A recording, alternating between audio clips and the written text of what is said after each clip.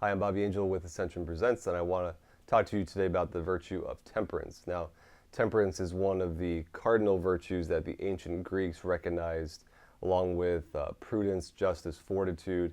There's the theological virtues of faith, hope, and love. And virtue is a habit of excellence. And really, it lies in the middle of how we're tempted to be pulled to the extremes. And temperance is about tempering our appetites, of calming our appetites, of bringing in that language of self-control and self-mastery where it's so easy to let our desires run wild or just, shove them in a box and pretend they don't exist. And temperance is about using, being able to regulate our desires wisely. So this is the Catechism, paragraph number 1809. Temperance is the moral virtue that moderates the attraction of pleasures and provides balance in the use of created goods.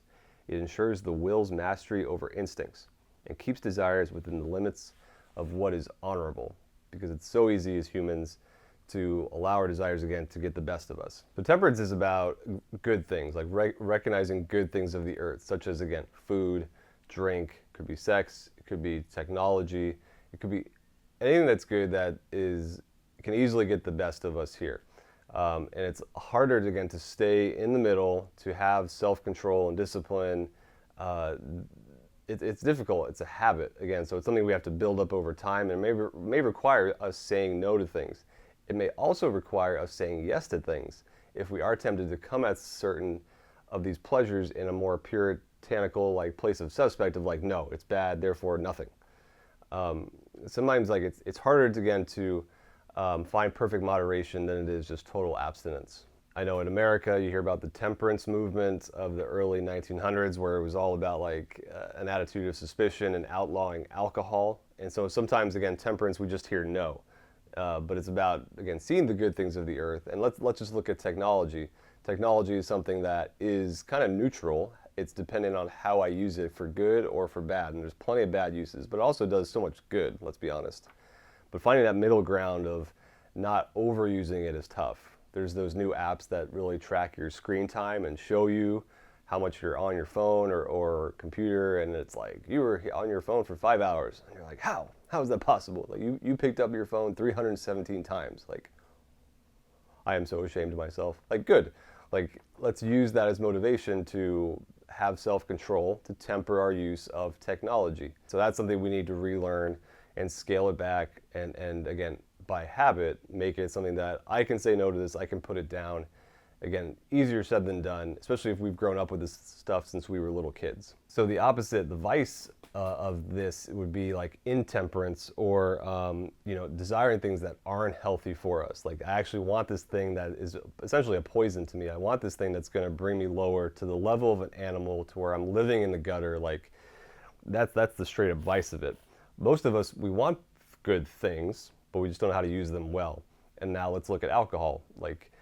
I think in the modern West and in the college scene, it's almost assumed this is what you do in college. You overdrink and you act like an idiot, and that's higher education. Give me a break.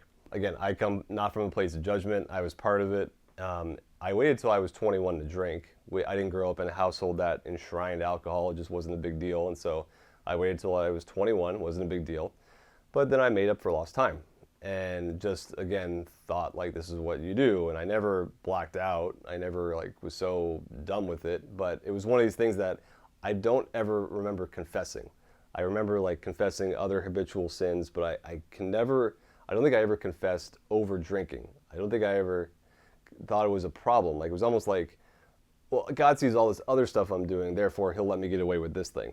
And I think we all have to watch out for this, where in our lives are we making excuses? It's difficult to use the things of the earth well, to not overdo it, to not just demonize everything, to find that middle ground. And to be honest, Christ wants the inner cup pure. He doesn't want us just living righteous on the outside. He really wants us on the inside, our character and our habits, these virtues informing us how to live and how to live well. So practically speaking, if desires are coming up for even good things, but we want to use them poorly, we need to name it, to recognize it, and then pray for this transformation. Say, okay, Christ, you need to help me here.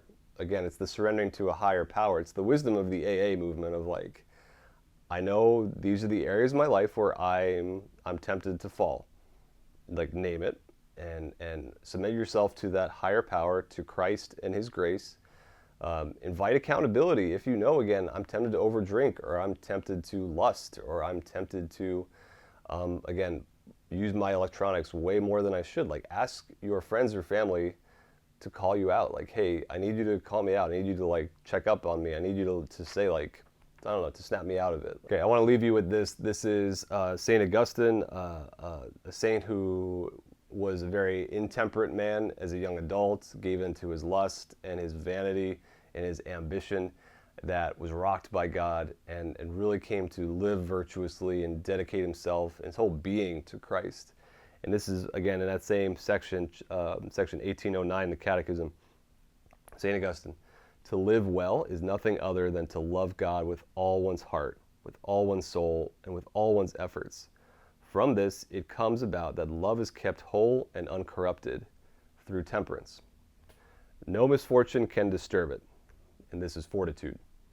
It obeys only God, and this is justice, and is careful in discerning things so as not to be surprised by deceit or trickery, and this is prudence. So let's look at our lives of where we can live more temperately. What desires are we making excuses for that we need to have some restraint in? What desires are maybe good that we're, looking at as suspect and need to allow our vision to be transformed by Christ?